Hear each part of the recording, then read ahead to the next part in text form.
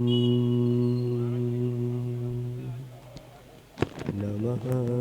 सिद्धेभ्यः।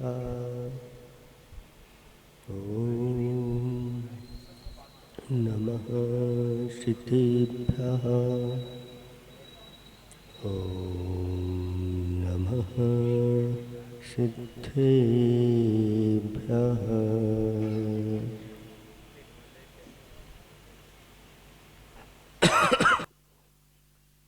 आदिं तीर्थंकर प्रभो आदिनाथ मुनिनाथ।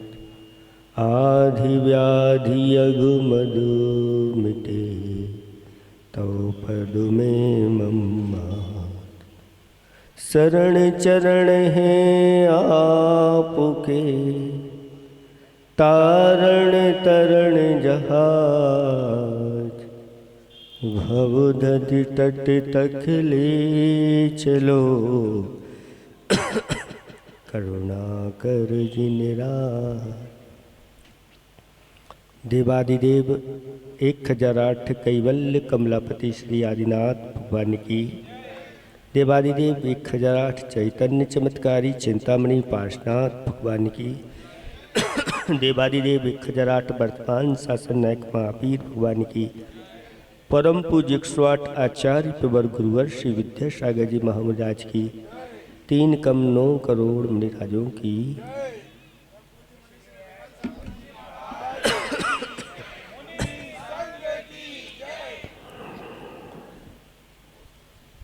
धर्म स्नेही अब आत्माओं,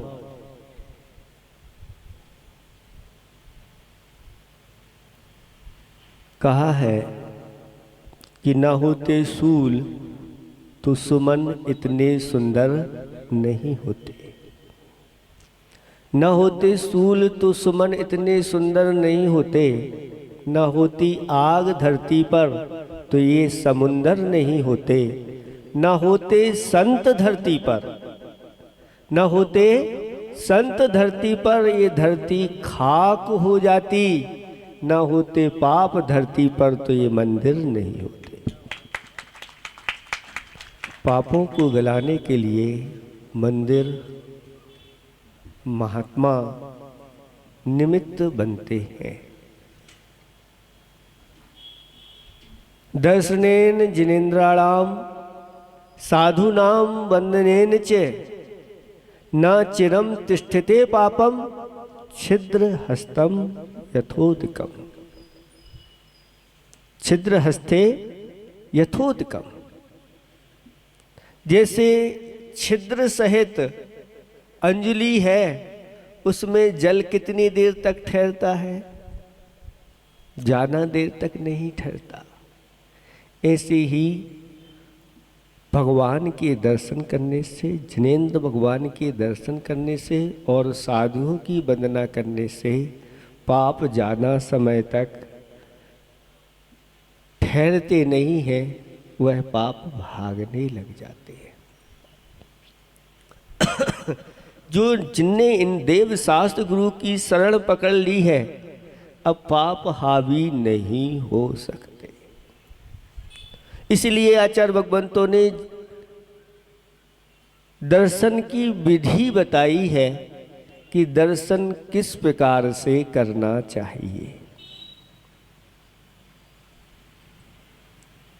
और उसकी विधि यही बताई है कि मन में संकल्प होता है कि मुझे देव शास्त्र गुरु के दर्शन करना है तो वह अपने शरीर को शुद्ध करता है, शुद्ध वस्त्र पहनता है और हाथ में अच्छी वस्तु, जो उत्तम वस्तु हो, उस उत्तम वस्तु को हाथ में लेकर के आता है। बड़ी प्रसन्नता और आनंद के साथ आता है। जैसे आपके लिए कोई बहुमूल्य वस्तु खरीदना है और विशेष जोहरी के पास जाकर के आज उस वस्तु को खरीदना है, तो बड़ी प्रसन्नता के साथ अच्छी रकम है ना, और उसको व्यवस्थित करके और 1 2 4 को साथ में लेकर के आज वो हीरा या आज वो चेहरा जेवरात हमारे लिए खरीद के लाना, बड़ी प्रसन्नता के साथ जाते हो। उससे भी कहीं अधिक गुनी प्रसन्नता और तैयारी के साथ मंदिर आना चाहिए। तैयारी का तो ये नहीं कि अपने शरीर की सजावट में आप घंटों निकाल दो। इतनी शुद्धि आवश्यकता है जितनी शास्त्रों में कही गई है। और शुद्धि करके अगर मान लो ऊपर से हमने अशुद्ध पदार्थ लगा लिए, ऐसे तेलों का उपयोग कर लिया जो अशुद्ध हैं, ऐसे पाउडर क्रीम आदि का उपयोग कर लिया जो अशुद्ध है, तो आचार्य भगवान कहते हैं इसका फल सम्यक फल नहीं मिलता। कैसा फल मिलता है इसको हम बाद में बताएंगे। पहले तो ये बताया जा रहा है कि जब इस प्रकार से वह व्यक्ति चिंतन कर लेता है कि मुझे भगवान के दर्शन पूजन करने के लिए जाना है, तब उसी समय से उसका पुण्य बढ़ने लग जाता है। जब चिंत्यो तब सहस्र फल, लखा फल गमड़े, कूड़ा कोड़ी अनंत फल, जब जिनवर डिठे, ऐसा कहा है। यानी 1000 गुणित फल तो उसी समय प्रारंभ हो जाता है जब चिंतन कर लेते कि मुझे दर्शन करने जाना है, और उसकी तैयारी में आप स्नान, शुद्ध वस्त्र और उत्तम सामग्री अपने हाथ में ले लेते हैं। और उस उत्तम सामग्री को हाथ में लेकर के आना है। और आज जैसे आप लोग बाजार में बहुमूल्य वस्तु खरीद के लाए हैं, ऐसे ही मुझे भी इनके बदले में बहुमूल्य वस्तु खरीद के लाना है। आप रकम तो लेके जा रहे हैं और इधर आप सामग्री लेके जा रहे हैं, लेकिन इस अल्प सामग्री से भी हम बहुमूल्य सामग्री खरीदते हैं। सही व्यापारी वही कहलाते हैं जो अल्प मूल्य में और विशेष मूल्य की वस्तु खरीद करके ले आए। तो जब भी आप अपने हाथों में अर्घ लेकर के आते हैं, तो जब अर्घ समर्पित करते हैं तो उसके बदले में क्या खरीदते हैं? अनर्घ पद। जो पद अमूल्य है, ऐसा सिद्धों का पद अनर्घ पद कहलाता है, मोक्ष पद। आप जब फल लेकर के चढ़ाते हैं भगवान के पास तो क्या खरीदते हैं? उसके बदले में मोक्ष फल प्राप्त है। ऐसी उत्कृष्ट वस्तु उस चीज से खरीदी जा रही है, इसलिए हाथ में हुई जो वस्तु है वह खोटी वस्तु नहीं होना चाहिए, चोखी वस्तु होना चाहिए। अगर आप खोटे रुपए रख करके नकली रुपए लेकर के जाओगे और अच्छे आपको आभूषण आदि खरीदना है तो क्या मिलेंगे? नहीं मिलेंगे। ऐसे ही खोटी वस्तु लेकर के गए हो, खोटे आप अशुद्धि में गए हो, खोटे परिणामों के साथ गए हो, तो आपके लिए वो चीज प्राप्त नहीं होगी। आप खाली हाथ ही लौट करके आओगे, भर करके नहीं आओगे, ऐसा कहा गया है। इसलिए इस तैयारी को बहुत अच्छी तरह करके जाना चाहिए, नीचे देखते हुए बड़े आनंद के साथ जाना चाहिए।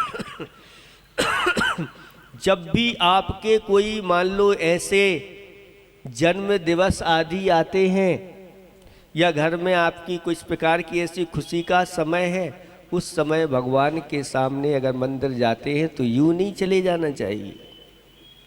अभी हाथों में लेकर के थाल भर करके और उसमें अच्छे श्रीफल आदि द्रव्य आदि उसमें रख करके, भली धुली वाली नहीं है, ये हम मंदिर को समर्पित करेंगे, मंदिर से हम धुली हुई ले लेंगे। और गाजे बाजे के साथ, और अकेले नहीं अपने परिवार के साथ और फिर भगवान के दर्शन करना चाहिए। ये दर्शन की विधि है। शास्त्रों में वर्णन आता है कि एक मुनिराज उस नगर में आए, उन्होंने इसी दर्शन की विधि बताई और उस वहाँ पर एक बच्ची बैठी हुई थी और उन्होंने महाराज ने कहा कि घर में जो अपनी उत्तम वस्तुएं हैं वही वस्तुएं भगवान को चढ़ा करके और दर्शन करना चाहिए। तो अब बच्ची विचार करती है कि हमारे घर में तो उत्तम गज मोती है जो कहीं सब जगह नहीं मिलते, सबके घरों में नहीं मिलते। मेरे घर में तो भरे पड़े हुए गज मोती, और मैं गज मोती चढ़ा करके अब भगवान के दर्शन करूंगी। और उसने संकल्प लिया और उसके पिताजी ने कहा कि महाराज ये नियम इसको मत दो। अब ये दूसरे घर में जाने वाली है, वहां नहीं मिले तो महाराज कहते हैं कि इसने जब संकल्प लिया है और इस संकल्प में दृढ़ रहेगी तो चिंता नहीं, जंगल में भी चली जाएगी तो गजमोती की व्यवस्था हो जाएगी। और उसको आशीर्वाद दे दिया और उसने नियम लिया कि गजमोती चढ़ा करके भगवान के दर्शन करेंगे। अगर गजमोती चढ़ाने को नहीं मिले तो उस दिन मैं भोजन नहीं करूँगी। कितना बड़ा संकल्प अपने जीवन में ले लिया। भोजन करते करते अनंत काल निकल गया, लेकिन हर बार भोजन करते करते ही लोगों की मृत्यु हो जाती है, पानी पीते पीते ही मृत्यु हो जाती है।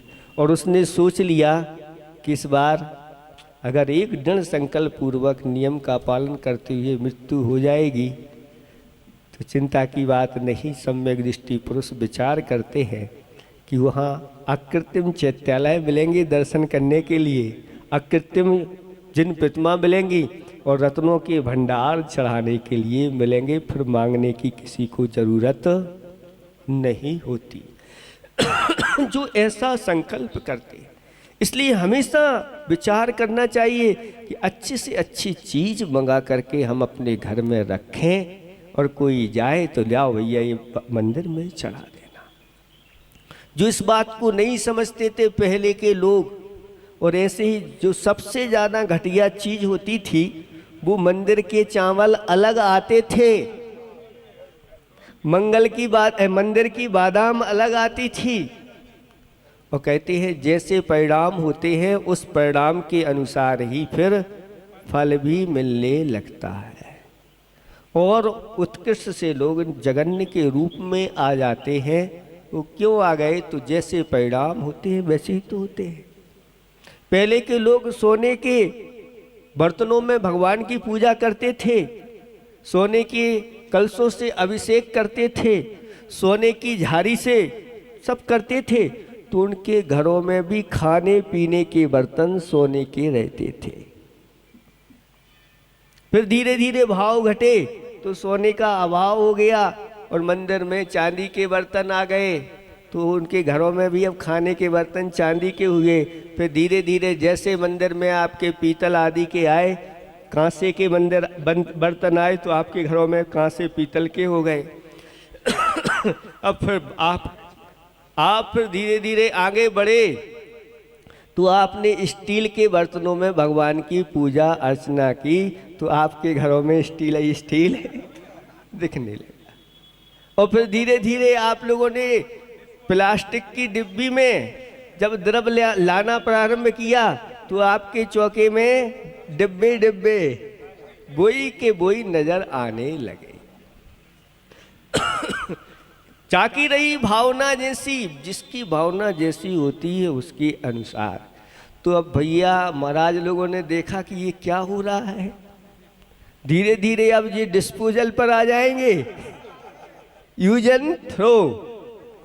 तो फिर महाराजों ने उपदेश देना प्रारंभ किया और आपकी स्थिति सुधरी और स्थिति ऐसी बनी कि धीरे धीरे आप फिर पुनः तांबे, पीतल, चांदी अब सोने के भी झारियों से लोग अभिषेक शांति धारा करते हैं, ऐसे कई स्थानों पर, और उनको आशीर्वाद दिया। और महाराज कल से ही वो तैयार होने वाली है, आपका आशीर्वाद है। और सब ने मिलकर के, ऐसे भी स्थान है, एक स्थान पर एक चतुर्मास में उन्होंने 2 झारी तैयार करवाई, 650 ग्राम की। काय की? सोने की झारी, चांदी की नहीं। और फिर जहाँ जहाँ गए लोगों ने कहीं 550, 500, 400, 450 ग्राम की ऐसी झोनी, और अच्छी तरह से आज भी उनका अभिषेक और शांति धारा स्वर्ण कलश और स्वर्ण झारी से कर रहे हैं। चूंकि कुछ लोग ऐसे रहते हैं कि जब समर्पित होकर के लोग दान दे देते हैं, अब झारी बनवा दी गई है, तो जो कमेटी वाले होते हैं मंदिर के, वह बस जैसे ही सोने की झारी आई और ताला लगा करके बंद कर दी। अब जिनने झारी बनवाई थी उनसे प्रतिदिन अभिषेक होना था और प्रतिदिन उनको पुण्य संचय करना था। अब उनका पुण्य संचय उन्होंने ताले में लगा दिया। अब ये किसको दोष जाएगा, किसको कर्म बन जाएगा? कमेटी के लिए बहुत सोच समझ करके कोई कार्य करना चाहिए। कुछ लोग तो ऐसे रहते हैं कि मंदिर की दशा बहुत खराब होती है और मंदिर में कमी नहीं है पैसों की, सारे बैंक में पैसे जमा है, एफडी तैयार हो रही है। अब मंदिर के कौन से बच्चे बच्ची हैं जो आगे उनकी व्यवस्था बनाना है कि भैया उनको बना के रख दो। अभी दशा खराब है, जब अभी आप नहीं ही लगा रहे हो तो आगे कौन लगाएगा? ऐसे भी स्थान है कि मंदिर की वो एफडी जमा हो गई, वो उस समय थे और उस समय उन्हीं के नाम से ऐसी हुई और अब मिल नहीं रही है। जब तक वो दस्तखत नहीं करेंगे तब तक मिलने वाली नहीं। ऐसे भी स्थान है 50 लाख रुपए इस प्रकार की। और मंदिर की जो एफडी बना दी गई है वो पैसा, दान का पैसा, अब किस कार्य में वह बैंक खर्च कर रहा है? कहीं मछली पालन में जा रहा होगा, कहीं शराब के ठेकों में जा रहा होगा और कहीं किस प्रकार के पापों में जा रहा होगा, आप कह सकते हैं क्या? अब उस पाप की कमाई से आप आगे जाकर के क्या करेंगे? ये पाप किसके सिर पर जाएगा? इसलिए शास्त्रों में लिखा हुआ है कि मंदिर के लिए अगर कोई राशि आदि है तो उसके लिए मंदिर का एक जमीन खरीद करके रख दो। बैंक में जमा करने की अपेक्षा मंदिर के लिए जमीन दान दो। मंदिर के लिए अनेक प्रकार की चीजें दो जिसके माध्यम से मंदिर की व्यवस्था बने। पहले के लोग बहुत समझदार थे और व्यवस्थित काम, और शास्त्रों में भी इस प्रकार की लिखी हुई है। लेकिन आज लोभ कसाय ऐसी बढ़ती चली जाती है उसके परिणाम स्वरूप अब ये किसके खाते में जाएगा आप लोग समझ सकते हैं। इसलिए नहीं, अच्छी तरह से उसको पुण्य कमा लेने दो और अच्छी तरह से प्रतिदिन। हाँ, अब जिम्मेदारी की बात है तो जिम्मेदारी से आप किसी व्यक्ति को सौंपिए, वो जिम्मेदारी से लाएगा, ले जाएगा, विश्वस्त व्यक्ति है और इस प्रकार से कार्य करेगा। अगर फिर कोई ले जाए तो बात अलग बात है, लेकिन अगर रखे रखे ही कोई ले गया और उसका उपयोग नहीं कर पाए तो पछताने के अलावा, अरे भैया कम से कम 1 साल 2 साल हो गए प्रतिदिन अभिषेक करते तो इतना तो उसका फल मिल जाता, लेकिन नहीं कर पाते। इस प्रकार की उदारता के साथ हमें करना चाहिए। और उसने ऐसा नियम लिया और गजमोती का, और जब गजमोती नहीं मिले तो 3 उपवास उसके हो गए थे, फिर उसको गजमोती चढ़ाने के लिए मिले। दूसरी बार में उसके 7 उपवास हो गए थे, और जब 7 उपवास हुए और उसने भोजन पान नहीं किया तो देवता अन्वय आकर के मंदिर की रचना कर दी और गजमोती चढ़ाने के लिए दे। तो ऐसी अच्छी अच्छी सामग्री अपने घर में रखना चाहिए चढ़ाने के लिए, उत्तम से उत्तम।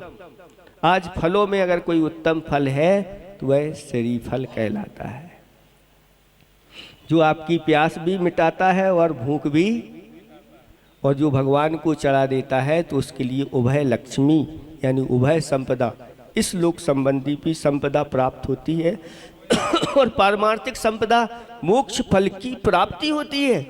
ऐसे कम से कम अपने घर में ऐसे बोरे भर भर करके श्रीफल रखो तो कहीं कोई कमी आने वाली नहीं है। सब श्री की वृद्धि अपने आप होती चली जाती, आपके परिणामों के ऊपर ही आधारित है। जैसे आप परिणाम करोगे वैसे ही पुण्य संचय होता चला जाता है, और जब उसका पुण्य ऐसा बढ़ता है तो वह कहता है अब तो मेरी शक्ति ये श्रीफल नहीं, चांदी के श्रीफल चढ़ाने की शक्ति आ गई है। और चांदी के भी लोग श्रीफल चढ़ा करके भगवान की पूजा अर्चना करते।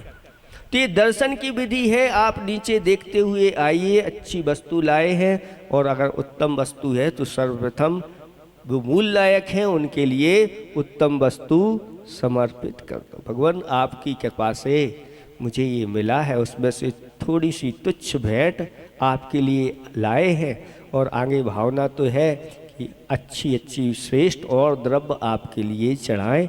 ऐसी शक्ति मुझे भगवान देना, और इसके बदले में मुझे सर्वश्रेष्ठ जो फल है वह मुक्ति का फल है वो मिले।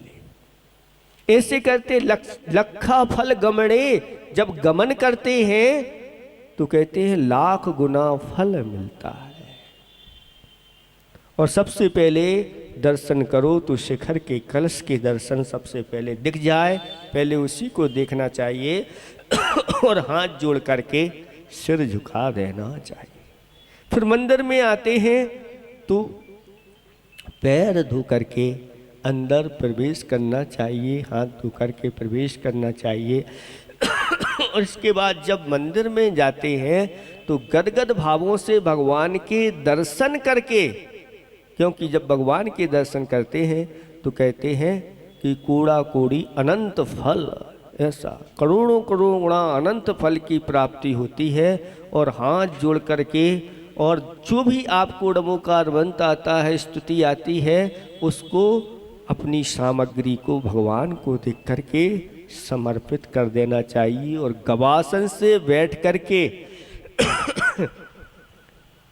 कैसे नमोस्तु करना चाहिए, तो हे स्वामी आपके श्री चरणों में, भगवान के चरण कैसे हैं, श्री जी के चरण हैं, श्री से संपन्न हैं, भगवान अंतरंग और बहिरंग लक्ष्मी से सुशोभित हैं। ऐसे श्री चरणों में मेरा बारंबार, एक बार नहीं बारंबार शब्द बोलना चाहिए, स्वामी आपके श्री चरणों में मेरा बारंबार नमोस्तु नमोस्तु नमोस्तु, एक बार नहीं 3 बार नमोस्तु बोल करके गवासन से सिर झुका देना चाहिए। ये दर्शन की विधि है। शास्त्रों में देव वंदना दर्शन की विधि बताई है कि भगवान से एक हाथ दूर रह करके कम से कम आप दर्शन की विधि है। लेकिन दर्शन के साथ साथ आप लोगों ने एक विधि और जोड़ दी है, वो स्पर्शन की विधि। कौन सी विधि? स्पर्शन की विधि। की वेदी में जितने भगवान बैठे हैं और सबको छूना है, जैसे कोई खेल खेल रहे हो छूने का। और यहाँ तक कि एक छोटी सी चौबीसी है, एक उसमें नग में है, उसमें इतने छोटे छोटे भगवान हैं, एक आपकी जितनी उंगली है उतने भगवान उसमें बने हुए हैं, छोटी सी पूर बराबर। और उनको भी एक एक करके क्रम क्रम से छूना है। और अतिरेक ऐसा हो जाता है कि लोग वेदी पर ऐसे बैठ के अब वहाँ नहीं पहुँच पा रहे हैं, वो बड़े भगवान हैं, और जो छोटी प्रतिमाएं हैं उनको अपनी कांख के नीचे करके और बड़े भगवान का स्पर्श करते हैं। और पसीना भी आ रहा है तो छोटे भगवानों पर पसीना भी गिर जाए तो आपकी भक्ति सही कहलाएगी। ऐसा इस प्रकार का कहते हैं, ये विवेक नहीं, ये भक्ति का अतिरेक होता है। इसलिए सारे भगवानों को छूने की जरूरत नहीं है। आप अच्छी तरह से बैठ करके दूर से, और आप बार बार नमोस्तु करिए ना। जितनी प्रतिमाएं हैं सबको बैठ करके उतनी बार आप हाथ घुमाइए और सिर झुकाइए दूर से। तो ये आपका सही सही वंदना और दर्शन होता है। और शास्त्रों में कहा गया है कि दर्शन भी कर रहे हैं तो एक किनारे बैठ कर के कहीं हम ऐसे तो नहीं पीछे वाले हमारे पीछे हों और हम खड़े हो जाएं और उनके लिए उतने समय के लिए दर्शन ना हो पाए, तो ये दर्शन फिर बंद के लिए कारण बन जाता है। इसलिए किनारे हो करके वो फिर सब पेदी पे ही जा कर के, और मान लो 100 लोग हों और सब दर्शन कर रहे हो तो भगवान ढूंढे नजर नहीं आएंगे कि कहाँ है भगवान, भैया थोड़े से हट जाओ। जब आप अभिषेक करते हो तो सामने वाले कहते हैं भगवान दिखाई नहीं रहे, किनका अभिषेक हो रहा है। ऐसा अभिषेक नहीं करना चाहिए कि भगवान ढक जाएं, क्योंकि यहाँ पर कोई नहीं है तो फिर भी ठीक है, लेकिन इतने सारे लोग जब देखने वाले हैं तो फिर इस प्रकार से अभिषेक शांति द्वारा करना चाहिए कि सबको दिखे किनारे होकर के, नहीं तो अलग बैठ जाओ, धीरे धीरे एक एक करके आते चले जाओ, यही सही विधि है। लेकिन इस विधि का उल्लंघन करके आप लोग करने लगे हो, इस प्रकार की विधि नहीं। बहुत सारे पूजा पाठ करने वाले आते हैं, उनको भगवान दिखते ही नहीं और आप इस प्रकार के करते चले जाते। किसी व्यक्ति से कहा भैया आप क्यों करते, कि उनका वे करते हैं तो हम करते हैं, ये भी आपका उत्तर सही नहीं। एक व्यक्ति अगर इस प्रकार से गलती कर रहा है तो सब व्यक्तियों को गलती नहीं, एक व्यक्ति नहीं मान रहा है तो करने दो भाई। कहते हैं ना, जब घर में कोई बात मानता नहीं है तो माँ कहती है अब तुम कहाँ जाओ,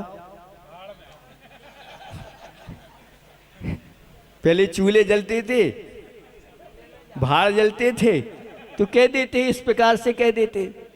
तो भैया अब कोई नहीं मानता है तो अगर वो जा रहा है तो जाने दो, आपको भाड़ में नहीं जाना, आपको चूल्हे में नहीं, आपको तो वो गलती नहीं करना है।